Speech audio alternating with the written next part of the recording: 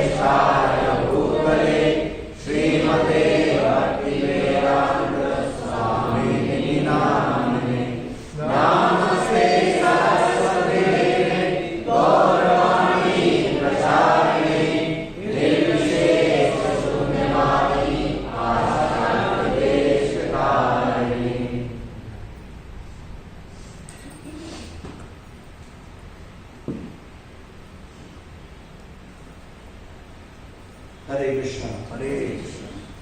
तुलसी देवी, जिन्हें संभव हो उन्हें घर में उस स्थान पर तुलसी रखनी चाहिए जहाँ सूर्य प्रकाश आए। पानी डालने आदि जैसी योग्य बातों को सदैव ध्यान में रखें। तुलसी के पत्ते भगवान को भोग अर्पित करने तथा उनके चरण कमलों में लगाए जाने के लिए प्रयोग किए जाते हैं। तुलसी पत्ते गुरु व श्रीमती राधा रानी के चरणों में चढ़ाने नहीं चाहिए। श्रीमती राधा रानी के हाथों में तुलसी दे सकते हैं। भगवान श्री कृष्ण को तुलसी अत्यंत प्रिय है, अतः वे उसके बिना भोग स्वीकार नहीं करते।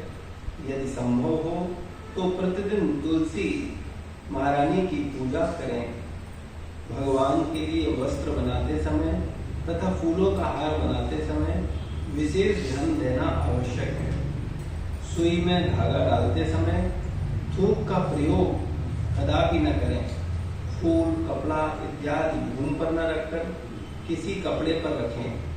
केवल सुंदर, सुगंधित तथा शुद्ध सुगंध न ली गई तथा प्रयोग न किया गया फूल ही भगवान के लिए प्रयोग करें। तो तुलसी देवी की सेवा के विषय में बताया गया है कि हम लोगों को प्रत्येक व्यक्ति के घर में तुलसी जी होनी चाहिए और उनमें नियमित जल अर्पण होना चाहिए, उनकी आरती होनी चाहिए। तो आप सब लोग तो नियमित करते हैं। कोई आप में से ऐसा है तुलसी आरती नहीं करता हो? है कोई ऐसा? आप तो नहीं करते। तुलसी जी की कृपा जरूर, कुछ भी हो जाए तुलसी को कितना देर लगती है। सब तुलसी जी को जल चढ़ाओ, उन पर धूप, दीप और पुष्प नियम होना चाहिए। रोज घर में माता जी करती है, आप नहीं करते। तो सुबह के समय कम से कम कोशिश करो एक बार तो कम से कम आप लोग इन्वॉल्व हो। और जल तो चढ़ाते होंगे लोग नियमित? नहीं, वो कभी नहीं छूटना चाहिए।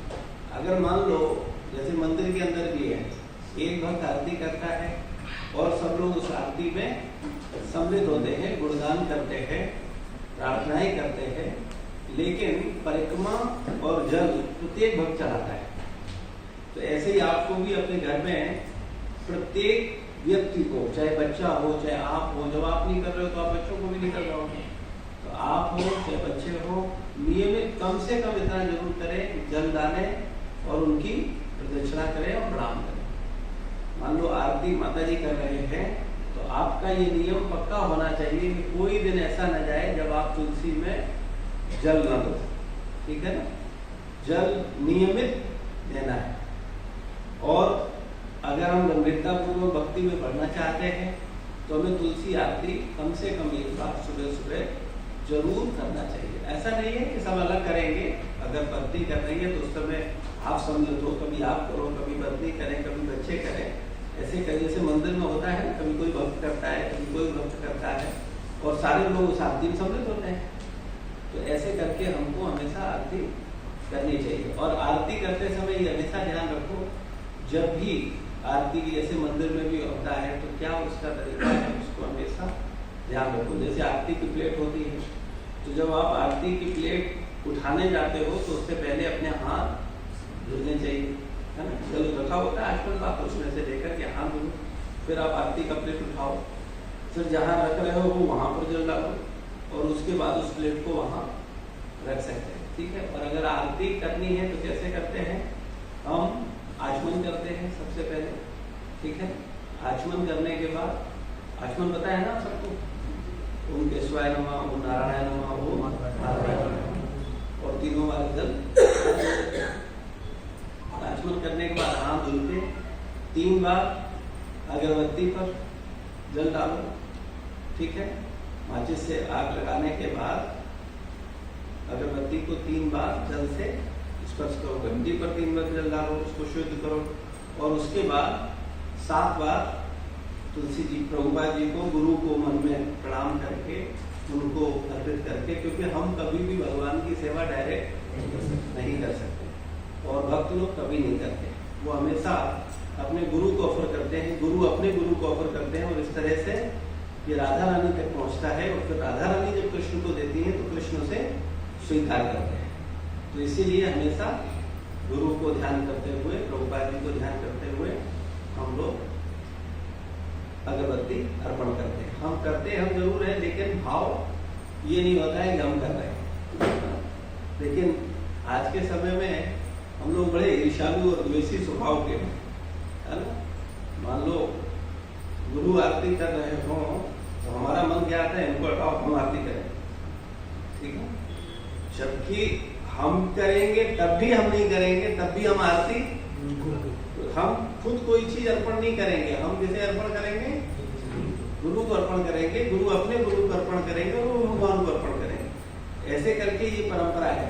तो हमारे मनोभाव में हमेशा ये भाव रहना चाहिए कि भगवान की सेवा में हमको गुरुजनों को सहयोग करना है। मंगला आरती भी करते हैं मंदिर के अंदर, जो ब्राह्मण दीक्षित विभूति होते हैं वो गुरु के समक्ष रखते हैं, उनको बोलते हैं तो गुरु प्रभुपाद जी को ऐसे करके तब आरती किया। कुछ भी डायरेक्ट हम अर्पण नहीं करते, हम हमेशा जो भी अर्पण करते हैं वो गुरु को अर्पण करते हैं। तो तुलसी अगरबत्ती किया, अगरबत्ती करने के बाद फिर दीपक पर जल डाला, दीपक किया और दीपक करने के बाद फूल पुष्पों पर जल डाला, पुष्प 7 बार किए और इस तरीके से हम लोग जल चढ़ा के तुलसी में प्रदक्षिणा करते हैं, प्रणाम करते हैं उनको और 4 बार कम से कम परिक्रमा करते हैं। तो इस विधि से हमको हर घर में रोज करना चाहिए। ऐसा नहीं जब मंदिर में आए तो आचमन करें, मंदिर में आए तो घर में आए तो ऐसी माचिस जलाएं और शुरू कर दें, ये नहीं होना चाहिए। आप लोगों को इसीलिए मंदिर जूम पर जो जपा में आरती करवाई जाती है तो हमको विधि विधानों के साथ करना चाहिए। जो संस्कार है, जो आप कर रहे हो वही फिर आप मंदिर में भी करोगे।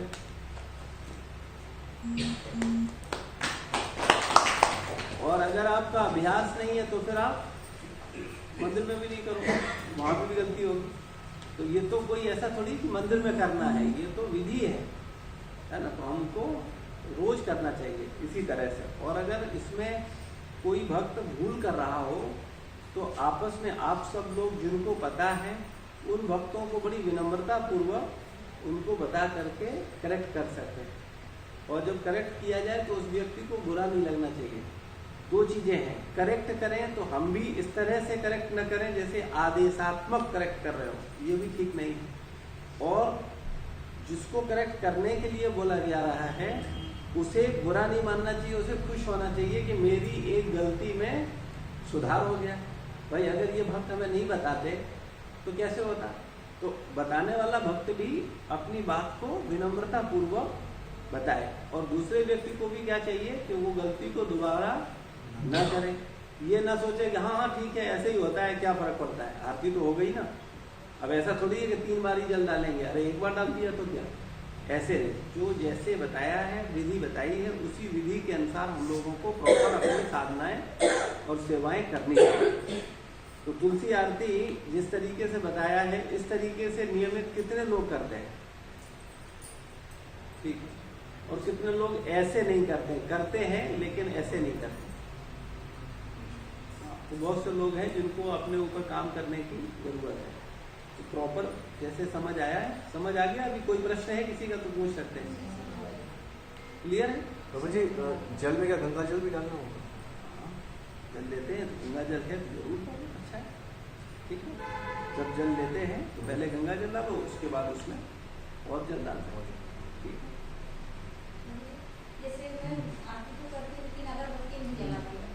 नहीं, अगरबत्ती न जलाएं, धूप बत्ती जलाएं, कोई दिक्कत नहीं है, लेकिन धूप दीप होना चाहिए, ठीक है ना। नहीं, धूप भी होना चाहिए, ठीक। वैसे तो अब वो है बांस को जलाना मना है, शास्त्र सम्मत नहीं है। तो बहुत से मंदिरों में हम लोग धूप करते हैं, तो आप लोग घरों में धूप का इस्तेमाल कर सकते। धूप बत्ती होती है ना, उसको इस्तेमाल करो, वो ज़्यादा अच्छा है। हालांकि बांस में भी हमारी चर्चा चल रही थी तो बता रहे थे बांस भी कई प्रकार के होते हैं, उनमें कुछ को मना किया, कुछ को नहीं मना किया। जो भी है, हम बहुत से मंदिर में हमने देखा है कि अपने इस्कॉन मंदिर के कई मंदिर में लोग अगरबत्ती से करते हैं और कई लोग धूप से करते हैं। लेकिन धूपबत्ती होनी चाहिए, धूप होना चाहिए, धूप भी होना चाहिए और दीप भी होना चाहिए और पुष्प भी होना चाहिए। तुलसी आरती में ये 3 चीजें अनिवार्य हैं, धूप, दीप, पुष्प। और प्रभु जी ने जल, जैसे आप बता रहे हैं कि जल करना है, तो भी नहीं करते। जल मतलब आचमन। हाँ, हाँ, नहीं आचमन होना। जब भी पूजा में जाओ, जब भी भगवान के अगर में आरती करने जाओ तो पहले आचमन, तो ये नियम है, आचमन करके ही पूजा। जैसे ऐसे लगाना है उसको हाथ दिया। नहीं, जल लिया आपने, जल को डाला, पहले हाथ धुला, हाथ धुल के जल को लिया, ओम केशवाय नमः और पी लिया, फिर हाथ धुल लिया, फिर ओम नारायण नमः, ओम माधवाय नमः। 3 बार भगवान का नाम लेकर के हम आचमन करते हैं, ठीक है। और कोई? ठीक है। तपस्या, भक्तों की साधना में कुछ मूलभूत तपस्याओं का भी समावेश ही होना चाहिए, जैसे प्रातः जल्दी उठना, ठंडे पानी से स्नान करना, खान पान में नियंत्रण, सहवास से संबंधित नियम, कम से कम शारीरिक सुख, धन संचय आदि। तो तपस्या में क्या क्या तपस्या है? तपस्या में सबसे पहली तपस्या जल्दी उठना है ना, सुबह ब्रह्म मुहूर्त में उठना, ये अपने आप में एक बड़ी तपस्या है, ठीक है। जो भक्त लोग गंभीर होते हैं वो ब्रह्म मुहूर्त में उठते हैं, जो मंदिर के पास है वो लोग मंदिर आ जाते हैं, जो दूर है वो कम से कम जूम पर वीडियो ऑन करके सामने बैठते हैं, जिससे उनकी देखभाल हो सके। अगर आप सावधान होकर करते हो तो वो आपके लिए अच्छा है। और ठंडे पानी से स्नान करना, अब ऐसा जरूरी नहीं है कि ठंडे पानी से ही करो, स्वास्थ्य की दृष्टि से अगर किसी का स्वास्थ्य है, एज ज़्यादा है, तो वो गर्म पानी से भी कर सकता है। खान पान पे नियंत्रण होना, खान पान जो है वो मर्यादित होना चाहिए, ये नहीं दिन भर कुछ ना कुछ खाते ही जा रहे हैं, है ना। और सहवास संबंधी नियम, यानी हमारा जो सहवास है वो हमें कम से कम संतान उत्पत्ति के लिए करना चाहिए। एक बार की बात है, प्रभुपाद जी से, तो प्रभुपाद जी के बड़े अच्छे शिष्य थे, तो वो प्रभुपाद जी को अपनी उपलब्धियां बता रहे थे कि मैंने देखो इतना अच्छा सेवा किया, इतना अच्छा प्रचार किया, इतना अच्छा मंदिर बनाया, इतना अच्छा भक्तों को जोड़ा, इतना तपस्या किया, रोज 3 बजे उठ जाता हूँ, सब कुछ बता रहे थे। और प्रभुपाद जी हर बात को पूछ रहे थे, क्या तुम्हारी काम वासना खत्म हुई? जब कुछ बोलते उसी पर वो प्रभुपाद जी बोलते हैं, ठीक है, क्या तुम्हारी काम वासना खत्म हुई? फिर मैंने ये किया, बोले अच्छा तुम्हारी काम वासना खत्म हुई? फिर मैंने ये किया, बोले तुम्हारी काम वासना खत्म हुई? सब बोलते रहे।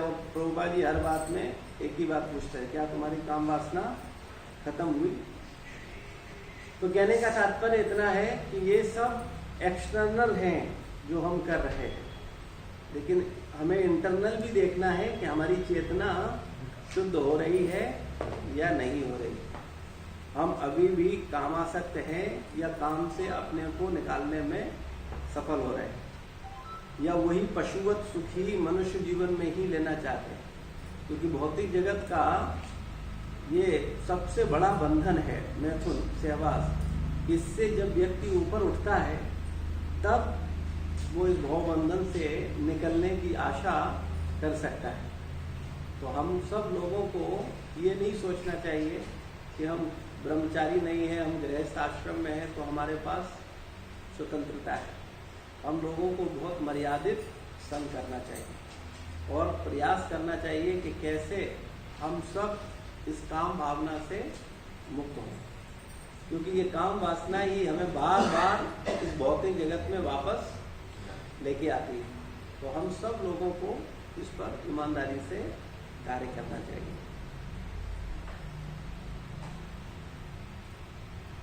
शारीरिक कम से कम शारीरिक सुख के प्रति हमारा बहुत ज़्यादा ध्यान नहीं होना चाहिए। जितनी बेसिक है ठीक है, लेकिन बहुत ज़्यादा शरीर को सुख देने के लिए हमें प्रयास नहीं करना चाहिए, वरना फिर हम शरीर में ही फंसे रहते हैं।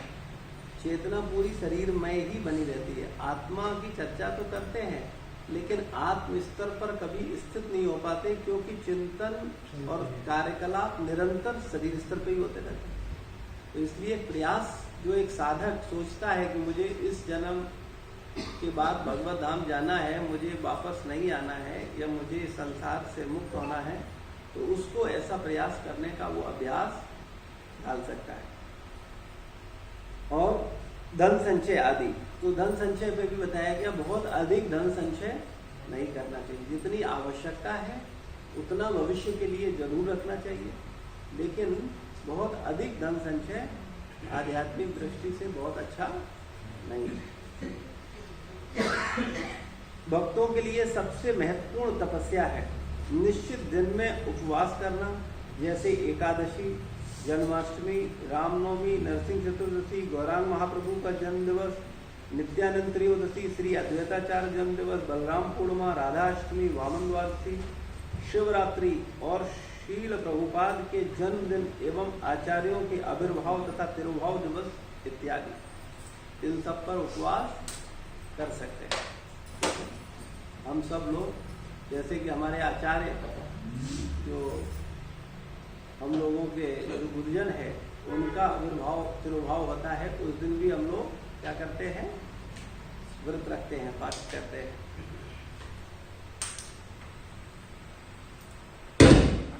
तो ये सब क्या है, तपस्या है।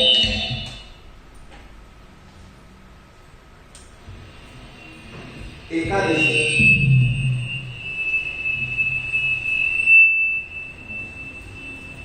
एकादशी महीने में 2 बार आती है।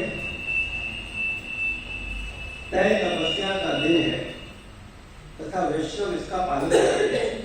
केवल उपवास करना मूलभूत तत्व न होकर इस दिन श्री कृष्ण के प्रति श्रद्धा व प्रेम बढ़ाना तथा सभी वैष्णवों को एकादशी का उपवास करना ही चाहिए। एकादशी के दिन उपवास करने का वास्तविक कारण शरीर की आवश्यकताओं को कम से कम करना तथा अपना समय भक्तिमय सेवा में लगाना। तो एकादशी के दिन सभी भक्तों को बहुत सावधान रहना चाहिए कि कैसे वो ज्यादा से ज्यादा भगवान का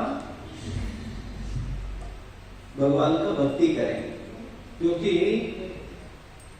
जितना 15 दिन में एकादशी आती है और अगर उत्साह पूर्वक आप अभ्यास करते हो एकादशी का, तो आप देखेंगे कि आप पुनः रिचार्ज हो जाते हैं। लेकिन एकादशी को हमारा प्रयास होना चाहिए ज्यादा से ज्यादा नाम जप, ज्यादा से ज्यादा स्वाध्याय, ज्यादा से ज्यादा प्रचार, ज्यादा से ज्यादा कृष्ण चेतना में रहना, और जितना हो सके अपनी इंद्रियों को नियंत्रित करके अपनी समस्त इंद्रियों को भगवान की सेवा में लगाना।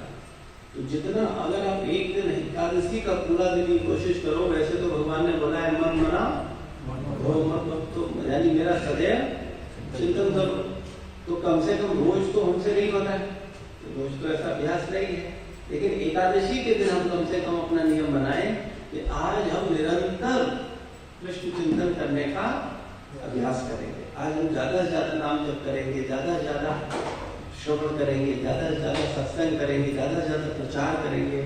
तो इससे क्या होगा, आप विभिन्न प्रकार की सेवाओं में लग करके भगवान को निरंतर याद कर सकते हो। तो एकादशी के दिन विशेष रूप से हम सबको उसका पालन करना चाहिए।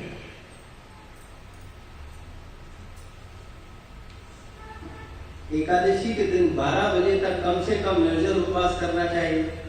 एकादशी के दिन फलाहार में दही, दूध, घी, आलू, केला, पपीता, सेव, अनार, मूंगफली, अंगूर, दाना, नारियल, चीकू, अदरक, काली मिर्च आदि ग्रहण करना चाहिए। एकादशी के मूली, गाजर, हल्दी, हरी मिर्च, सिंघाड़ा, समा चावल, टमाटर, काशी फल, मधु, लौकी, गोभी, सब्जी, सभी प्रकार के शक आदि वर्जित हैं। अन्य और व्रत, उपवास दिन भी ये सभी खाद्य पदार्थ वर्जित है, ठीक है ना। तो बहुत सारी चीजें हैं जिनमें बहुत लोग पालन करते हैं और बहुत लोग पालन नहीं करते हैं, लेकिन अन्न का निषेध है, इतना मान के चले, है ना। पालन तो बहुत कुछ है, ये तो हम लोग नियमित खाते हैं जितना चीजें। मैं वही कह रहा हूँ, इसीलिए मैं बोल रहा हूँ कि हम जितना करें उतना मंदिर नहीं बनता है। तो कहने का तात्पर्य है हम जितना पालन कर सके उतना करें, कम से कम एकादशी के दिन हम लोगों को। वैसे देखिए जो एकादशी की बुक है ना जिसमें वर्णन है, उसमें स्पष्ट वर्णन है एकादशी के दिन सबसे अच्छा है निर्जल, उसके बाद जल लेकर के, और उसके बाद फल लेकर के, ठीक है। यहाँ तक सीमित करें तो अच्छा है, लेकिन ये करने के बाद आपको अपना चिंतन, भजन, सेवा वो अधिक करनी है, उसमें कोई ढिलाई नहीं होनी चाहिए। प्रभुपाद जी तो इतना ज्यादा जोर देते थे व्रत पर, वो ज्यादा जोर नहीं देते थे। हम लोग क्या होता है, हम व्रत पर ज्यादा जोर देते हैं, चेतना पर जोर नहीं देते। लेकिन प्रभुपाद जी का कहना यह था कि हमें अपनी चेतना को ध्यान रखना है, हमें बहुत ज्यादा उस पर ध्यान न देकर के मेरी चेतना कैसे कृष्ण में लगे, कैसे ज्यादा हम कृष्ण की सेवा कर पाए, कैसे ज्यादा हम उनके प्रचार को कर पाए। प्रभुपाद जी प्रचार पर बहुत जोर देते थे, क्योंकि भगवान को सबसे प्रिय क्या है, प्रचार। भगवान बोलते हैं कि वो व्रत करने वाला मुझे बहुत प्रिय है, ठीक है ना। भक्त लोग जो होते हैं वो बड़े चतुर होते हैं, वो पकड़ते हैं पॉइंट कि भाई इतनी चीजें इनमें क्या पकड़ना है, क्या करना है। तो भगवान ने बोला मुझे सबसे अधिक कौन प्रिय है, जो मेरे इस ज्ञान को अन्यों को देता है, तो वो व्यक्ति मुझे बहुत प्रिय है। यानी जो व्यक्ति मेरी सेवा में अन्य जीवात्माओं को लगाता है, जो भटकी हुई है उनको चेतना देकर के लाता है, यानी उनको सत्संग में लाता है, उनको मंदिर लाता है, उनको भगवान की सेवा में लगाता है, वो मुझे सबसे अधिक प्रिय है। तो इसीलिए प्रभुपाद जी ने, मैं बार बार कहता हूँ, गुरु और कृष्ण के विचार एक होते हैं। अब कई बार ऐसे कई संप्रदाय हैं जहाँ एकादशी का व्रत नहीं करते, ठीक है। और ऐसा थोड़ी है कि वो लोग भक्त नहीं, जगन्नाथपुरी में एकादशी व्रत नहीं रखते, वहाँ एकादशी उल्टी ऐसा बोलते हैं। हालांकि चैतन्य महाप्रभु जो स्वयं श्री कृष्ण है, उन्होंने वो जगन्नाथपुरी में रहते थे, लेकिन उन्होंने एकादशी का पालन बराबर किया। और अपने भक्तों से भी जब उन्होंने पूछा तो उन्होंने कहा कि अगर जगन्नाथ जी का विचार आए तो हमें उसको पूरा सम्मान करना है, और सम्मान करके उसको रख लेना है, और द्वादशी के दिन पारण उससे करना है। चैतन्य महाप्रभु ने ये नहीं कहा कि हम एकादशी व्रत न रखें। तो हमारे परंपरा के जो आचार्य हैं उन्होंने जो हमें बोला है हम वो करेंगे। तो कहने का तात्पर्य केवल इतना सा है कि हम लोग चेतना पर अधिक ध्यान दें, प्रचार पर अधिक ध्यान दें, कृष्ण भावना पर अधिक ध्यान दें। उपवास करें अच्छी बात है, लेकिन उपवास से भी ज्यादा इंपॉर्टेंट है भगवान की सेवा।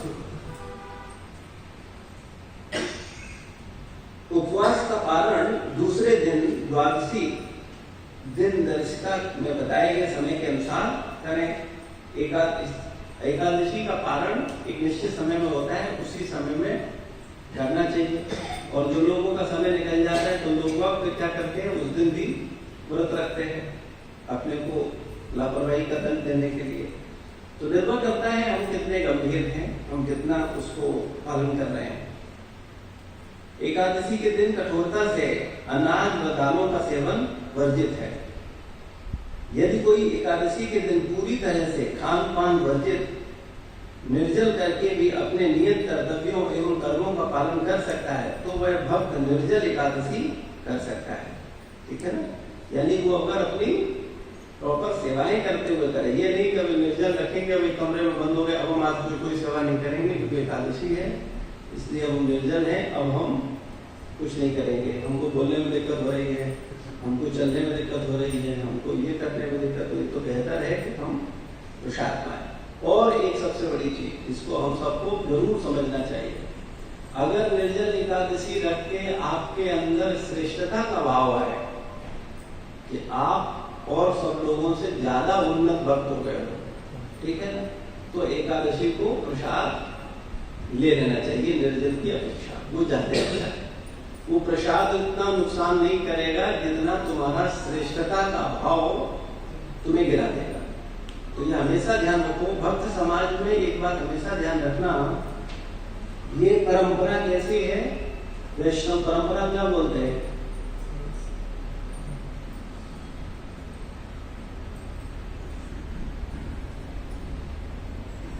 दास दासानु दास, ये मूलभूत सिद्धांत है।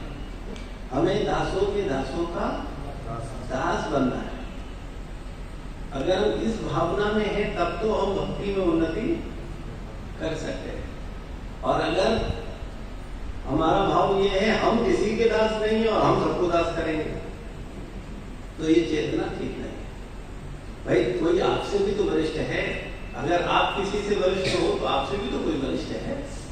आप अपने वरिष्ठ का सम्मान नहीं करते और दूसरों से कहते हो हम वरिष्ठ हैं, तो अच्छी चीज है। तो आपको खुद ये बात हमेशा दिमाग में समझनी होगी कि हमें हमेशा दूसरों का क्या करना है, सम्मान, और हमेशा दास दासानु दास के भाव में रहना होगा। और आचार्यगण बताते हैं कि जो जितने दासों के दास भाव में होता है उसका आनंद उतना अधिक बढ़ता जाता है। अब ये इसका अनुभव हम अपनी सांसारिक मानसिकता से नहीं कर सकते, क्योंकि भौतिक जगत में उल्टा होता है। यहाँ जितने हम स्वामी के स्वामी बनते हैं उतना हम सोचते हैं कि हम ज्यादा सुखी हैं, उतना ज्यादा हम संपन्न हैं और उतनी ज्यादा सुविधा है हमारे पास, क्योंकि हम स्वामी के स्वामी हैं। तो इधर क्या होता है, जब स्वामी के स्वामी होते हैं तो फिर सुविधाएं बढ़ जाती है, घटती हैं, बढ़ जाती है। और दास दासानुदास होने में क्या होता है, सुविधाएं घट जाती है। तो जो सिद्धांत क्या है, सादा जीवन कुछ विचार, तो वो हम लोगों को डाइजेस्ट होता नहीं। हम लोग वही चेतना में रहते हैं, नहीं कैसे हम स्वामी के स्वामी बने। लेकिन जबकि अगर हम सच में भक्ति में उन्नति करना चाहते हैं, देखिए दो चीजें हैं, एक भौतिक उन्नति और एक आध्यात्मिक उन्नति। तो अगर आप आध्यात्मिक उन्नति करना चाहते हैं, सच में अपने अंदर बदलाव लाना चाहते हैं, किसी से कोई मतलब, कई बार सोचते हैं अरे हम अगर दास दासानुदास बनेंगे तो सब हमारा शोषण करेंगे, सब हमारा हमको परेशान करेंगे, ऐसा कई बार भक्तों के मन में आता है। तो हमको ये समझना चाहिए कि परेशान करने वाली बात क्या है। कोई व्यक्ति हमको भगवान की सेवा ही तो दे रहा है, और अगर कोई सेवा दे रहा है और वो सेवा करने का हमें मौका मिल रहा है तो हमारे लिए अच्छा है, उसमें कोई बुराई नहीं है। लेकिन अगर हम उस भावना में भी होंगे तो फिर क्या करेंगे, हम किसी की बात सुनेंगे नहीं, बल्कि हम सुनाना चाहेंगे। तो कभी भी एक अच्छा वातावरण क्रिएट नहीं होगा। एक अच्छा वातावरण तभी क्रिएट होता है जब घर में संस्कार होते हैं। तो ऐसे ही भक्त समुदाय में भी जब अच्छी संस्कार होंगे तभी हम सबके साथ आनंद में रह पाएंगे। जिन घरों में अच्छे संस्कार नहीं होते उन घरों में आपने देखी स्थितियां कैसी होती है। ऐसे ही अगर भक्तों के बीच में भी संस्कार नहीं होंगे कि नहीं ये वरिष्ठ है, ये हमसे पहले भक्ति में आए हैं, ये हमसे एडवांस है, ठीक है ना, तो हमें क्या करना चाहिए, उनको सम्मान करना चाहिए। हो सकता है कई बार ऐसा देखने को मिलता है कि एक वरिष्ठ भक्त उतना शरणागत न हो जितना कि नया भक्त हो। ऐसी स्थितियां कई बार सामने आती है, ऐसे देखने को मिलता है। लेकिन उस परिस्थिति में जो अधिक शरणागत है उसको अपने को श्रेष्ठ मान करके दूसरे भक्त की उपेक्षा नहीं करनी चाहिए, उसको रिस्पेक्ट देना चाहिए। ये हम नहीं कह रहे हैं कि आप उनके आदेश के अनुसार जो चाहो वो करो, लेकिन कम से कम हमें उनको क्या करना चाहिए, रिस्पेक्ट करना चाहिए, आदर देना चाहिए। क्योंकि हर किसी के बोलने से कार्य नहीं हो सकता है। अब कोई कहे कि हम दासानुदास हैं, एक ने कहा भाई चलो तुम इधर आओ, दूसरे का चलो तुम इधर आओ, तीसरा कह रहा है इधर आओ, और वो तीनों आपस, अच्छा उन्होंने बोला तो तुम चले गए, हमने बोला तो तुम नहीं आए, तो वो आपस में बड़ी दिक्कत हो जाती है। तो इसलिए वैष्णव समाज में हमको हमेशा समझना चाहिए कि किसके गाइडेंस में रह करके हम क्या कर रहे हैं, सेवा कर रहे हैं। ये बहुत महत्वपूर्ण है। इसीलिए हम हमेशा जब कोई व्यक्ति आता है तो हम पूछते हैं, है ना, कि भाई किसके संपर्क में हो, किसकी गाइडेंस में हो। और सबसे बेहतर होता है कि व्यक्ति को पूछना चाहिए कि मैं किसकी गाइडेंस में रह करके आगे बढ़ूं, है ना। तो उसको बताते हैं कि नहीं आप ऐसे करिए इस भक्त के साथ रह करके, क्योंकि जो भक्तजन होते हैं, वरिष्ठ भक्त होते हैं, गुरुजन होते हैं, उन्हें पता होता है, वो प्रत्येक व्यक्ति के स्वभाव से परिचित होते हैं। उन्हें पता होता है कि इसका क्या स्वभाव है, इसका क्या स्वभाव है, इसका क्या स्वभाव है और तुम्हारा क्या स्वभाव है। तो तुम जिस स्वभाव के हो वो किस स्वभाव के साथ तुम्हारा मैच करेगा, ये तुमको और उन्नत होने की आवश्यकता है। तुम अगर इस भक्त के साथ रहोगे तो तुम ज्यादा अच्छी सेवा कर पाओगे, ज्यादा अच्छा प्रगति कर पाओगे। तो इसमें हमें किसी प्रकार का कॉम्पिटिशन का भाव न रखते हुए उस बात को सहज स्वीकार करना चाहिए, है ना, और उसकी केयर करनी चाहिए। और केयर करने में हमारा भाव होना चाहिए कि कैसे हम उसे एक अच्छा भक्त बना सके, ठीक है ना। तो हम सब लोग एक परिवार है ये। इस परिवार में अगर हम अपनी अपनी मर्यादाओं का पालन नहीं करेंगे तो ये परिवार कभी आदर्श परिवार नहीं बन पाएगा। तो हम सब लोगों को ये बात समझनी चाहिए कि हम लोग दास दासानुदास के भाव में रह करके हमें सेवा करनी चाहिए। हमें स्वामी के स्वामी बनने का प्रयास नहीं करना चाहिए। और एक बात हमेशा ध्यान रखो, जो व्यक्ति सेवा तो करता है लेकिन सेवा करने में उसका भाव स्वामी का होता है, तो फिर सेवक भक्ति वाला उसको रस मिलेगा, तो भक्ति का फल मिलेगा। क्योंकि भक्ति क्या है? सेवा है। और सेवा कौन करेगा? सेवक। और जो सेवक है वो स्वामी के भाव में है, तो उसका सेवा उतना अच्छा नहीं होगा और उस व्यक्ति को भी उस सेवा में रस नहीं आएगा। तो हम लोग जब सेवक बन करके, दास बन के सेवा करते हैं तब हमारे लिए सबसे अच्छा होता है। और ये दास दासानुदास है। फॉर एग्जाम्पल किसी भक्त को एक सेवा देगी कि भाई चलो ये कार्य आप करो, अब और उसको हेल्प करने के लिए 5 भक्त आए, तो उन 5 भक्तों को उस भक्त की बात माननी पड़ेगी। क्योंकि अगर नहीं मानेंगे तो फिर कभी कोई बात हो ही नहीं सकती। भाई कोई व्यवस्था करनी है, कैसे होगी?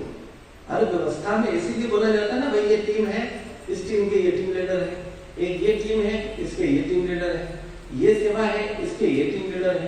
तो उस टीम लीडर के साथ, उस मॉनिटर के साथ रह करके हम लोगों को क्या करना होता है?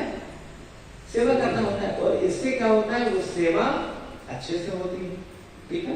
लेकिन जो टीम लीडर है उसको भी ये समझना चाहिए कि हम इस भक्त के गुरु नहीं हैं, हम इसके मॉनिटर हैं।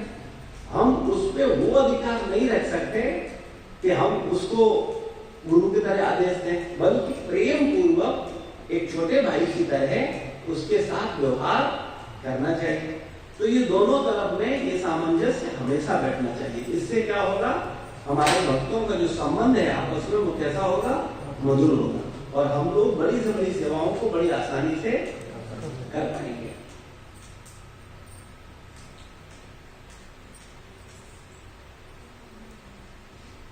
यदि कोई एकादशी के दिन पूरी तरह से खान पान वर्जित, क्योंकि हमारा प्रचार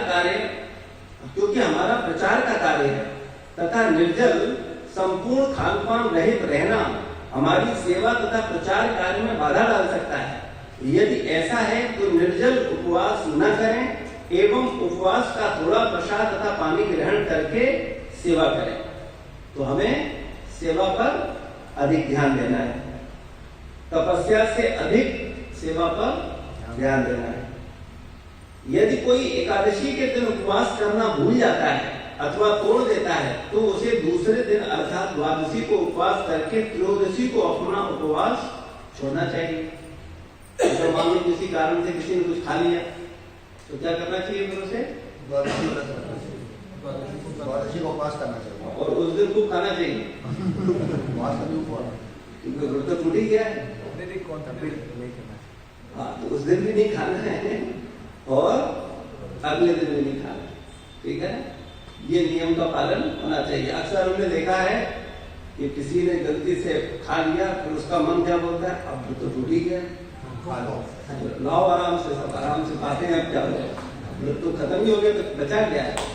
तो ऐसा नहीं बोले थोड़ा पाप हो गया है और वो तो यही तुम और करते हैं चलो, तो ये अच्छा भाव नहीं है। हमें उस दिन भी नहीं खाना है और अगले दिन व्रत रखना है। सभी को निर्जल एकादशी, भीम एकादशी के दिन निर्जल ही करना चाहिए। तो जो निर्जल एकादशी है वो हम जैसे लोगों को थोड़ा बचाने वाली है, क्योंकि हर एकादशी को तो बहुत कुछ खा लेते हैं। तो एक निर्जल वाली निर्जल रखने से क्या होता है, कम से कम जो भरपाई है वो होने की संभावना होती है। तो हम सब लोगों को प्रयास करना चाहिए कि जो निर्जल एकादशी है उसको जरूर निर्जल पालन करें। लेकिन अगर कोई शुगर का मरीज है, किसी को कोई परेशानी है, तो ऐसा नहीं है। उपवास से ज्यादा सेवा प्रमुख है, उपवास से ज्यादा कृष्ण भावना प्रमुख है, उपवास से ज्यादा सही चेतना प्रमुख है। अगर कोई व्यक्ति बहुत सेवा करता है और उसको सेवा का अहंकार होता है कि मैं बहुत श्रेष्ठ हूं, तो ये भाव उसका बहुत अच्छा भाव नहीं है। इससे वो भक्ति में उन्नति नहीं करेगा। कोई व्यक्ति अगर बहुत व्रत रखता है और व्रत रखने में उसको लगता है कि वो बहुत श्रेष्ठ है क्योंकि वो बहुत उपवास कर रहा है, तो ये उपवास उसके लिए अच्छा नहीं है। कोई व्यक्ति बहुत प्रचार कर रहा है और उसके मन में आ रहा है कि वो बहुत श्रेष्ठ है, ये श्रेष्ठता का भाव किसी भी स्थिति में अच्छा नहीं है। तो हम लोगों को इस भाव से हमेशा सावधान रहना चाहिए और कभी भी हमें इस भाव में नहीं जाना चाहिए। हमें प्रयास सबसे श्रेष्ठ बनने का करना चाहिए, लेकिन कभी भी अपने को सर्वश्रेष्ठ मानना नहीं चाहिए। ठीक है, बात समझ आए? हम जो सेवा कर रहे हैं उस सेवा को हमें कैसे करना है? बहुत अच्छे से, लेकिन अच्छे से करने के बाद अपने को बहुत अच्छा मानने का भाव नहीं आना चाहिए। जिस व्यक्ति के अंदर ये भाव आ जाता है कि वो बहुत अच्छा है, उसका पतन उसी समय से शुरू हो जाता है और वो निरंतर उस स्थिति पर कायम नहीं रह पाएगा। तो हम लोगों को हमेशा अपनी सेवा बहुत विनम्र भाव से करनी चाहिए, बल्कि ये समझना चाहिए कि हम जो कुछ भी कर रहे हैं वो आज क्यों कर पा रहे हैं। जो कोई जो कुछ भी करता है वो करने का कारण वास्तविकता में गुरु और कृष्ण है। तो हम उनकी कृपा के कारण कर पा रहे हैं, तो इसमें हम कहाँ हैं? तो जब ऐसा भाव रखते हैं तो हम ऐसी गलत भावनाओं से बच जाते हैं। लेकिन जब वो सबको पीछे करके अपनी ही भावना को प्रधानता देता है तो फिर उससे अपराध होते हैं और अपराधों के कारण वो भक्ति में नीचे गिर जाता है। वैष्णवों को वैष्णव अपराध से बहुत सावधान रहना चाहिए, बहुत नहीं बहुत बहुत सावधान रहना चाहिए। हमने तो आप लोगों को कई बार यहाँ तक कहा कि वैष्णव अपराध ही है जो हमें भगवत धाम जाने से रोक देगा, और कोई चीज नहीं है। आपको परफेक्ट परंपरा मिली है, परफेक्ट ग्रंथ मिले हैं, परफेक्ट साधना मिली है, केवल ये वैष्णव अपराधों से सावधान रहना चाहिए। आप सबने सुना है, कई घटनाएं हैं। सौभरी मुनि सुने है ना? कौन थे सौभरी मुनि? तपस्या करके मछली को देख लिया था। दो मछली को संग करते हुए देख करके उनके अंदर काम उत्पन्न। क्यों उनके अंदर काम उत्पन्न हुआ? अब आप कहोगे हैं? हाँ, इनसे वैष्णव अपराध था। मछली को देख करके काम वासना नहीं उत्पन्न हुई। अरे भाई आप कहो, एक वो व्यक्ति इतना, आप सोचो बुद्धि कैसे खराब होती है। जब वैष्णव अपराध करता है कोई व्यक्ति तो उसकी बुद्धि पूरी तरह नष्ट हो जाती है। कौन सी बुद्धि नष्ट होती है? हाँ, ये बात समझे रहना। या आध्यात्मिक भौतिक में आप लोग बड़े कंफ्यूज होते हो। तो कौन सी बुद्धि नष्ट होती है? आध्यात्मिक बुद्धि नष्ट हो जाती है, फिर उसको कोई बात समझ नहीं आती। सौभरी मुनि साधारण व्यक्ति नहीं थे, वो जल के अंदर समाधि लिए हुए। आप सोचो, भगवान का चिंतन करने के लिए उन्होंने क्या कहा कि बाहर रहेंगे तो कोई डिस्टर्ब करेगा, तो बोले जल के नीचे चले जाते हो, वहां शांति से जाकर के क्या करेंगे? भजन करेंगे। लेकिन अपराध क्या बन गया? अब जहां सेवा कर रहे हैं, जहां भजन कर रहे हैं, उनको क्या आया? ये एरिया मेरा है, यहाँ जो मछलियां हैं इनकी सुरक्षा करना मेरा कर्तव्य है। अब गरुड़ जी आए मछली खाने के लिए, उनका तो स्वाभाविक भोजन है, और गरुड़ भी कौन है? भगवान के भक्त है। तो ऐसा मत सोचना कि मांस खाने वाला भक्त नहीं बन सकता, है ना। कई बार एक प्रसंग आया था मछली वाला, काफी चर्चा में रहा। तो क्या तो गरुड़ महाराज, लेकिन गरुड़ महाराज तो भगवान के भक्त हैं और उनको अपनी पीठ पे रख के ले जाते हैं, ठीक है। तो गरुड़ महाराज भगवान के भक्त हैं और उनका स्वाभाविक भोजन ही है मछली, तो वो मछली खाने आते थे। और सौबरी मुनि को क्या लगा कि मेरे होते हुए इन मछलियां, ये मेरी शरणागत है, ये मेरा एरिया है, यहां गरुड़ कैसे डिस्टर्ब करते हैं। तो उन्होंने गरुड़ जी को डांट दिया, बोले आज के बाद तुम यहाँ पर मत आना बिल्कुल, और अगर यहाँ मछली खाओगे तो तुम्हारे लिए अच्छा नहीं होगा। तो गरुड़ महाराज तो उनको उससे ज्यादा जवाब दे सकते थे, क्योंकि सौबरी मुनि से ज्यादा बड़े वैष्णव कौन है? गरुड़ महाराज। लेकिन एक वैष्णव क्या होता है? सहनशील होता है। उन्होंने कुछ बोला, उन्होंने उसका कोई उत्तर नहीं दिया, बल्कि क्या किया, बड़ा सुन करके चले गए। बोले ठीक है, हम आज के बाद इधर नहीं है। उन्होंने आना बंद कर दिया। लेकिन सौबरी मुनि से क्या हो गया? अपराध हो गया वैष्णव के प्रति। उन्होंने गरुड़ महाराज के हृदय को दुखा दिया। इसके कारण सौबरी मुनि का बुद्धि, कौन सा बुद्धि नष्ट हुआ? आध्यात्मिक। तो क्या हुआ? मछली को सम करते देख करके उनके अंदर काम वासना जाग गई, और वो तपस्या भंग करके एक राजा की 50 कन्याओं से विवाह कर दिया। तो ये वैष्णव अपराध बहुत खतरनाक है। लेकिन चूंकि आप लोगों को इसलिए खतरनाक नहीं लगता क्योंकि आपका लक्ष्य भगवत प्रेम प्राप्त करना है ही नहीं। ईमानदारी से सोचना और विचार करना, आपको उत्तर मिल जाएगा। आपके जीवन का लक्ष्य कृष्ण प्रेम नहीं है, बल्कि भक्ति में आकर के भी कुछ छोटे छोटे लक्ष्य आपने बना लिए। थोड़ी अहंकार की पूर्ति, थोड़ा सम्मान की प्राप्ति, थोड़ा यश की प्राप्ति, थोड़ा सोशल नेटवर्क की प्राप्ति, और छोटी मोटी सुविधाओं की प्राप्ति। इन सब पे हमने अपने को केंद्रित कर दिया है, लेकिन हमारा मेन लक्ष्य कृष्ण प्रेम है ही नहीं। जिस भक्त का कृष्ण प्रेम लक्ष्य होगा, वो वैष्णव अपराध के प्रति बहुत सावधान है। वो कोई ऐसा कार्य नहीं करेगा जिससे उसके द्वारा किसी भी भक्त का हृदय दुख जाए। किसी भी भक्त का वो कोई ऐसा कार्य नहीं करेगा। अगर उसका लक्ष्य क्या है? कृष्ण प्रेम की प्राप्ति। अगर उसका लक्ष्य कृष्ण प्रेम की प्राप्ति है, गुरु प्रेम की प्राप्ति है, तो वो कभी भी वैष्णव अपराध नहीं करेगा। और जब वो वैष्णव अपराध नहीं करेगा, तभी वो उस प्रेम को प्राप्त कर पाएगा। वरना प्राप्त करना तो दूर की बात है, कृष्ण प्रेम और गुरु प्रेम को वैष्णव अपराधी समझ भी नहीं पाएगा।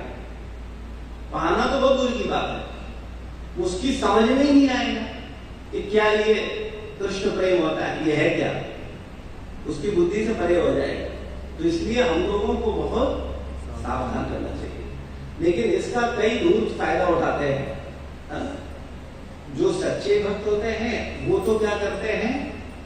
वो सावधान होते हैं, लेकिन उनके लिए अच्छा है वो सावधान ही रहे। और जो धूर्त है वो अपनी धूर्तता से स्वयं नष्ट हो जाएंगे। तो जो सज्जन है उन्हें दूसरों की धूर्तता से परेशान होने की आवश्यकता नहीं है। उनको परेशान होने की आवश्यकता नहीं है, क्योंकि मेरा लक्ष्य क्लियर है, क्योंकि मुझे कृष्ण प्रेम की प्राप्ति करनी। अब जिसको कृष्ण प्रेम की प्राप्ति करनी है उसे क्या पढ़ने हैं? सौबरी मुनि गुस्सा हुए, गरुड़ महाराज भी गुस्सा कर सकते थे, लेकिन उन्होंने किया तो देखिए चुप हो गए। तो ऐसे ही हम सब लोगों को भी वैष्णव समाज में ये आदर्श रखने चाहिए। ढेरों ऐसे उदाहरण है जहां से हमें शिक्षा मिलती है कि हमें वैष्णव अपराध के प्रति बहुत सावधान रहना चाहिए। और हम देखते हैं कई बार वैष्णव के प्रति कोई बिना झिझक धड़े आरोप प्रत्यारोप करते हैं, जबकि एक सच्चा वैष्णव क्या होता है? वो दूसरों में कमी नहीं देखता, वो अपने में कमी देखता है। हम लोग ऐसे हैं, हम लोग ऐसे हैं कि हम अपनी कमी देखते हो और दूसरों में कमी नहीं देखते हो। दोनों देखते हैं, अपने में भी देखते हैं, सामने वाले भी देखते हैं। अपने में भी देखते हैं, सामने वाले में भी देखते हैं, ऐसा है। बैलेंस ही होता है। अपनी कमी तो दिखाई नहीं देती है। ये मैं नहीं कह रहा, ये संत कह रहे हैं, शास्त्र कह रहे हैं। अपने दोष नहीं देखते, लेकिन हमारा मन क्या बोलता है, जो आपने बोला वही बोलता है, नहीं नहीं हम दूसरों का अपने भी दोष देखते हैं। अपने दिखते ही नहीं है, ऊपर ऊपर दो चार दिख जाएंगे, लेकिन जो असली वाले होते हैं वो नहीं दिखते। टेम्परेरी वाले दिख जाते हैं कुछ, हाँ मेरी ये गलती है, हाँ चलो मैं ये कर रहा हूँ, लेकिन जो असली में दोष है, जो वास्तव में अंतःकरण में धसे हुए दोष हैं, उनको हम पकड़ ही नहीं पाते। तो हम लोग कभी भी अपने दोष नहीं देख पाते। इसके पीछे संत लोग कुछ बोलते हैं उदाहरण के साथ, तो उस पर विचार करना चाहिए। बोलते हैं हम अपनी पीठ नहीं देख पाते, देखते हैं, तो ऐसे ही अपने दोष नहीं देख पाते। तो ऐसा मत मानना कभी भी कि नहीं हम अपने दोष देखते। हाँ, कौन देख लेता है? जो संत है। वो क्या उसे अपने ही दोष दिखते हैं, उसे दूसरे के दोष नहीं दिखते। जब आपको दूसरों के दोष दिखने बंद हो जाए, तब सोचना कि आप अपने दोष देख पा रहे हो। बात को बड़ा ध्यान से समझना, बड़ा गहरा सिद्धांत है। जब आपको दूसरों के दोष दिखने बंद हो जाए, तब आपके अंदर वो पात्रता आ जाएगी कि आप अपने दोषों को देख पाओगे। और जब तक आप दूसरों के दोषों को देख रहे हो, आप अपने दोषों को देख भी नहीं पाओगे। और अगर कजाए लाइक थोड़ा बहुत देख भी लिया, एहसास भी कर लिया, तो उस पर काम तो बिल्कुल नहीं कर पाओगे। वो तो होगा ही। कहते रहोगे मेरे अंदर कमी है, मेरे अंदर कमी है, वो कमी है 10 साल बनी रहेगी। और जो लोग दूसरों में दोष देखना बंद कर देते हैं, वो फिर अपने ऊपर काम कर पाते हैं और वास्तविकता में अपना जीवन पवित्र कर लेते हैं और भगवत धाम वापस चले जाते हैं। आप हमें केवल एक बात बताओ, जिस भावना के साथ हम जीवन जी रहे हैं, क्या इस भावना के साथ हम भगवत धाम जा पाएंगे? क्या मेरी ऐसी चेतना है? और अगर नहीं है, तो हमें बनाने का प्रयास क्यों नहीं कर रहे हैं? कुछ भरोसा है हम कितने दिन के लिए हैं इस जगत में? और जो असली कार्य है उसको छोड़े पड़े, पंचायत में लगे पड़े, ये सही वो गलत, ऐसा नहीं होना चाहिए, वैसा होना चाहिए, ये तो बिल्कुल ठीक नहीं है, ये तो बिल्कुल ही गलत है। और जो हम पूरे गलत हैं उस पर ध्यान नहीं है। तो बहुत आसान नहीं है संत बनना, भक्त बनना, भगवत प्रेम प्राप्त करना, इतना सरल नहीं है। लेकिन जो सरल है, जो निष्कपट है, वो निश्चित रूप से भगवत प्रेम को प्राप्त करने के अधिकारी है। तो चतुर्मास का चर्चा और कर लेते हैं, फिर हम लोग आगे बढ़ते हैं, क्योंकि चतुर्मास शुरू हो गया है। परंपरा अनुसार वर्षा के 4 माह साधु एक ही स्थान पर रहते हैं तथा आते जाते नहीं है, लेकिन वो समय अलग था, अभी परिस्थितियां बदल गई हैं, अभी तो जाना आना पड़ता है ना। लेकिन पहले के समय में आज भी कुछ लोग संत परंपरा में कुछ लोग इसका पालन करते हैं कि वो 4 महीने कहीं आते जाते नहीं है। लेकिन चूंकि फिर मैंने वही बात कही कि प्रभुपाद जी ने किस बात पर ज्यादा जोर दिया? प्रचार। तो उन्होंने कहा प्रचार में जो सहायक हो उसको आप करो, और नियमों को, जैसे बड़े नियम के लिए छोटे नियम छोड़े जा सकते हैं। तो प्रभुपाद जी का ये सिद्धांत है कि आप कुछ बड़ा के लिए कुछ छोटा छोड़ सकते हो। तो 4 महीने की निम्नलिखित विहित तपस्या है। महीना वर्जित अन्न पदार्थ। श्रावण महीने में हरे पत्ते की सब्जियां नहीं खाते हैं, जैसे अभी शुरू हो गया, अभी हम लोग हरे पत्ते की सब्जी नहीं खाएंगे। श्रावण मास में हरे पत्ते की सब्जी, भाद्र में दही, भादों के मास में, इसके बाद वाला जो महीना होगा उसमें दही नहीं देंगे, और उसके बाद के महीने में दूध नहीं देंगे, और उसके बाद दूध नहीं देंगे। ठीक है। अब भक्त लोग थोड़ा बेईमानी करते हैं, दूध में हल्दी डाल के पिलाते हैं। कई लोग बोलते हैं देखो दूध तो मना है लेकिन खीर खा सकते हैं, तो कर सकते हैं भाई, ठीक है, जितना जो कर सके करे, प्रचार करे, सेवा करे, ठीक है। इसमें बहुत ये करने की मैं फिर बोल रहा हूँ, होता क्या है, जो करता है फिर वो क्या सोचता है, वो महा सिद्ध पुरुष है, क्योंकि वो चतुर्मास रख रहा है और उसने हरे पत्ते नहीं खाए हैं और उसने दही नहीं खाया है, 4 महीने तक दूध भी, 1 महीने दूध भी नहीं पिया है। और दूसरे को जब हल्दी डाला हुआ दूध पीता हुआ देखता है तो उसकी आंखें सुलग जाती है। हम तो मर गए और ये देखो दूध कहेगा, देखो मैं कितना बड़ा पुरुष है, अंदर उसकी फल सी वो जागृत होती है और वो क्या कहता है, देखो मैं बहुत शुद्ध डिवोटी हूँ, ये तो पतित है और मन ही मन में गालियां ले रहा होता है उसके प्रति। और अगर ऐसा कदाचित कोई वरिष्ठ भक्त को देख ले तब तो जन भून करके राख हो जाता है, उसको लगता है देखो शिक्षा कुछ दी जा रही है और कर क्या रहे हैं, और बिल्कुल व्यक्ति मतलब क्या बोलते हैं। तो हम लोगों को बहुत सावधान होना चाहिए, बहुत सावधान होना चाहिए। हम जो कुछ करने आए हैं अपने लिए करने आए हैं, जो भी तपस्या, जो भी दान, जो भी शुद्धि, जो कुछ भी कर रहे हैं अपने को निर्मल बनाने के लिए, जटिल बनाने के लिए नहीं, श्रेष्ठ बनाने के लिए नहीं। श्रेष्ठ वही होता है जो अपने को सबसे विनम्र मानता है। भगवान का नाम जब कौन कर सकता है, रोज हम लोग पढ़ते हैं नहीं पढ़ते हैं, है ना? क्या पात्रता बताइए कि निरंतर भगवत नाम कौन कर सकता है? शरणागति करोरपि अमानना मानते कीर्तनीय, हमारा कीर्तनीय सदा नहीं होता है, बताओ होता है? क्यों नहीं होता? क्योंकि महाप्रभु की 3 बातें पहले नहीं मानते, दूसरे को सम्मान करते नहीं और अपने सम्मान की सदा आशा रखते हैं। दूसरे को तुरंत अपमानित कर देंगे, लेकिन अपने को किसी ने अगर 2 शब्द बोल दिए तो बिल्कुल जल भून करके राख हो जाएंगे, ये हमारा स्वभाव।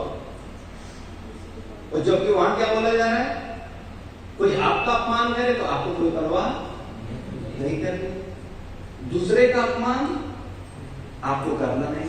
और हम लोग क्या करते हैं, रोज दूसरे को अपमानित करते हैं और अपने अपमान में पिघला जाते हैं। वृक्ष से अधिक सहनशील बनना है, उधर वृक्ष से अधिक बोला जा रहा है, हम तो कह रहे हैं वृक्ष कितनी बहुत बड़ी चीज है, वृक्ष जैसा तो सहनशील होना मुश्किल। वो क्या कह रहे हैं, वृक्ष से भी अधिक सहनशील बनो। और विनम्रता कैसी हो, तिनके से। तो जब कोई ऐसी चेतना में रहेगा तब वो कीर्तनीय सदा हरि करेगा। तो क्या मेरे जीवन का लक्ष्य कीर्तनीय सदा हरि है, ये विचारणीय बात है। क्या मैं ऐसा सोचता हूं कि मैं निरंतर कीर्तनीय सदा हरि कर सकूं? तो ईमानदारी की बात यह है, आप में से किसी ने ये लक्ष्य बनाया ही नहीं है, बस जैसे तैसे घसीट करके 16 माला हो जाए बस। हमारा ये भाव ही नहीं है कि हम कीर्तनीय सदा हरि यानी सदा कीर्तन में लगे रहे। कीर्तन का मतलब खाली नाम जप ही नहीं होता है, कीर्तन का मतलब सदैव भगवान का गुणगान। तो निरंतर भगवान का गुणगान होता रहे, ऐसा भाव हम रखते हैं। ज्यादातर लोगों के मन में आता, हाँ हो गया, निरंतर कीर्तनीय अल्लाह करेंगे तो घर का हरि कौन करेगा, बच्चे कहां से पलेंगे, व्यापार कैसे चलेगा, सोचते हैं ना, क्योंकि भगवान पर विश्वास नहीं है हम सबका। तो यही समस्याएं हैं, तो हम सब लोगों को बहुत सावधान रहना चाहिए। तो इन चातुर्मास में 4 नियमों का पालन करें, लेकिन सारी चर्चा का निचोड़ ये है, सब कुछ करें बस अपने को श्रेष्ठ न माने, तब सब कुछ ठीक है। और आपने किया और अपने को श्रेष्ठ माना तो मामला गड़बड़ है। मैं एक आपसे सरल प्रश्न पूछता हूं, मान लो आप भक्त हो गए, समझना बड़ा प्रैक्टिकल प्रश्न है। आप भक्त हो गए, आपने प्याज छोड़ दिया, चाय कॉफी छोड़ दी, चारों नियम का पालन कर रहे हो, 16 माला जप कर रहे हो, ब्रह्म मुहूर्त में उठ रहे हो, है ना? और आपके पिताजी न 4 नियम पालन कर रहे हैं, न माला कर रहे हैं, ठीक है, भजन नहीं कर रहे, तो कौन श्रेष्ठ हुआ, आप क्या आपके बाप?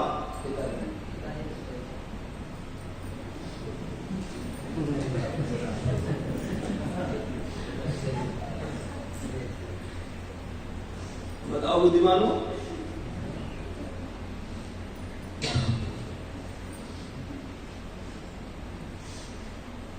कौन श्रेष्ठ हुआ? लोगों के मुंह से उत्तर नहीं निकल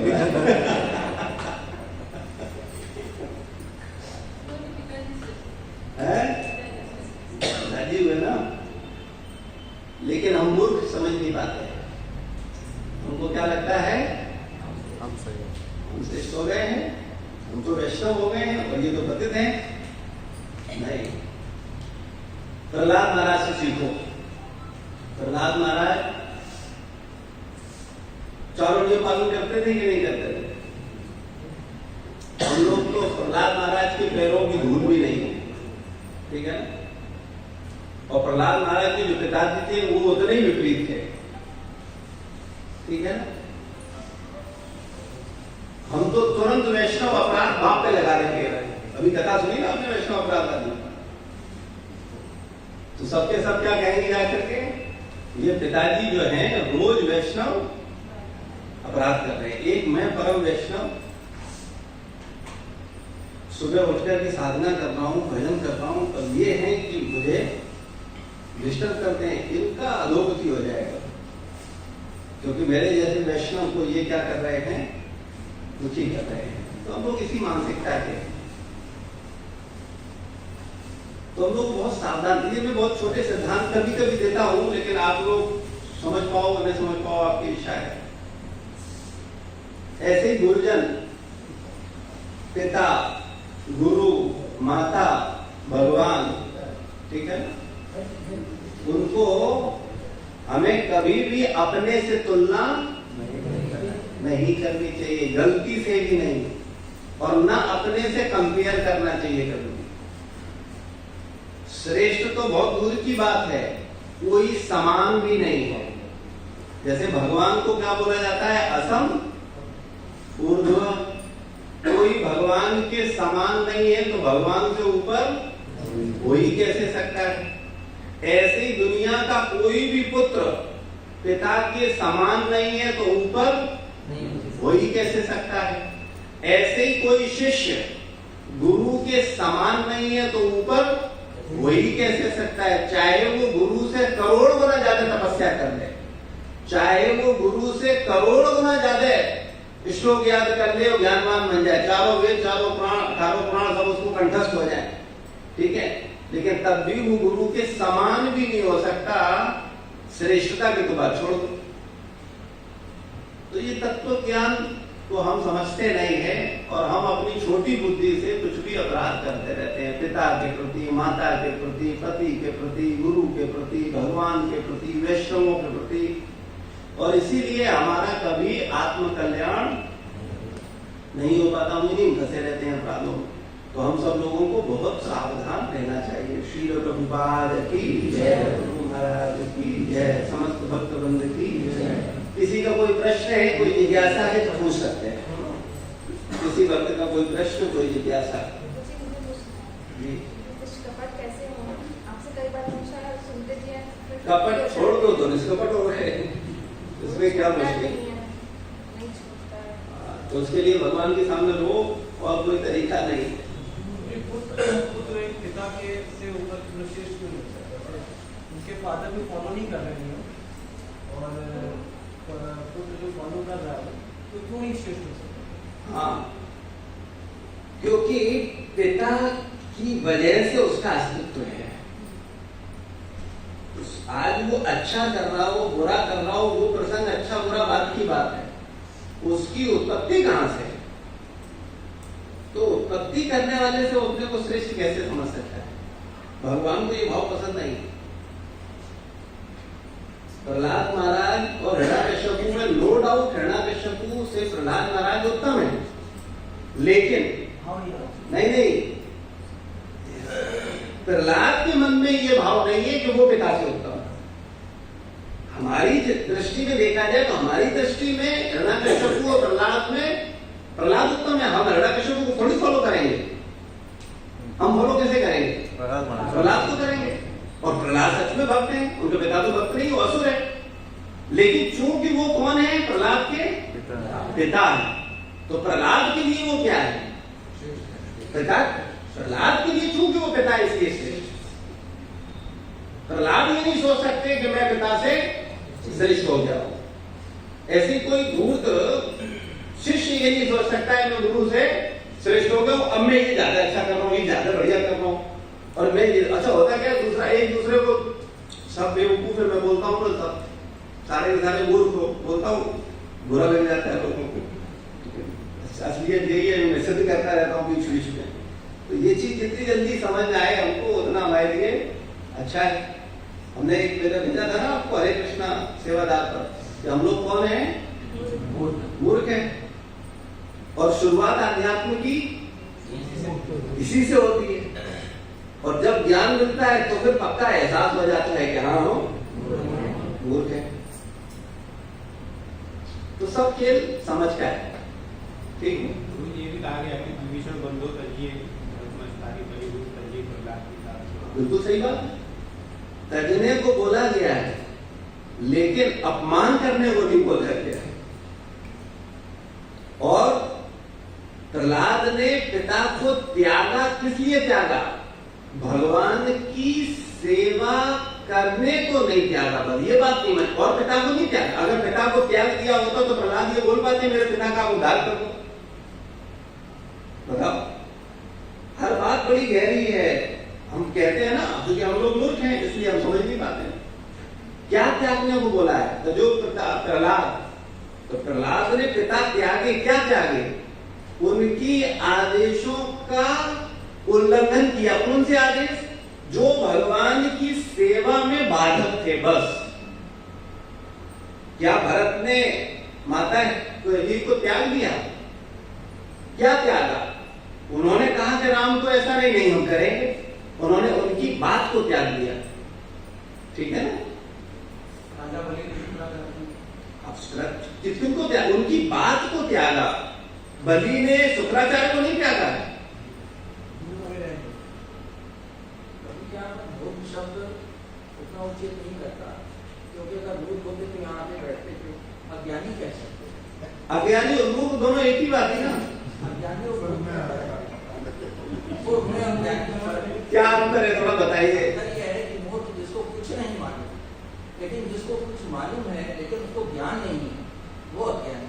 जिसको कुछ मालूम है, कुछ मालूम है लेकिन उसको ज्ञान नहीं है, तो आपके सामने आकर के बैठ के सुन रहा है, तो वो मूर्ख नहीं है, वो अज्ञानी है। ठीक है, तो आप अज्ञानी मान सकते हो, आप अपने को अज्ञानी बोलो। नहीं, अज्ञानी की बात जो शब्द है। देखो पता है क्या सबसे बड़ी चीज है, इस बात को समझना बहुत आवश्यक है। जो मिथ्या अहंकार है ना हमारा, यही सबसे बड़ी बाधा है, और यही हमारी भगवत प्राप्ति में, शरणागति में यही सबसे बड़ी चीज है। और आप कभी भी देखना, जो व्यक्ति सोचता है कि उसे कुछ पता है, वो कभी कुछ सीख नहीं सकता है, उनको क्लियर, और उसका आचरण, उसका व्यवहार और सब ऑब्जर्व कर पाएंगे कि वास्तविकता में ये आता तो है लेकिन कुछ स्वीकार नहीं कर पाता है। अब उसका आचरण सब मैं नहीं, सब देख पाएंगे कि ये सच में सुनकर के भी इसमें चल क्यों नहीं पा रहा, इसको स्वीकार क्यों नहीं पा रहा, इसके आधार पर अपने जीवन को आगे बढ़ा क्यों नहीं पा रहा है।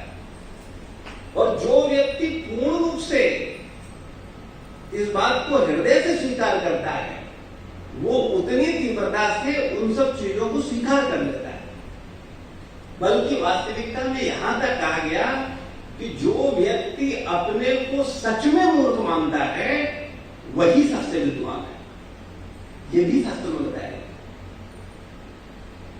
अब ठीक है मूर्ख।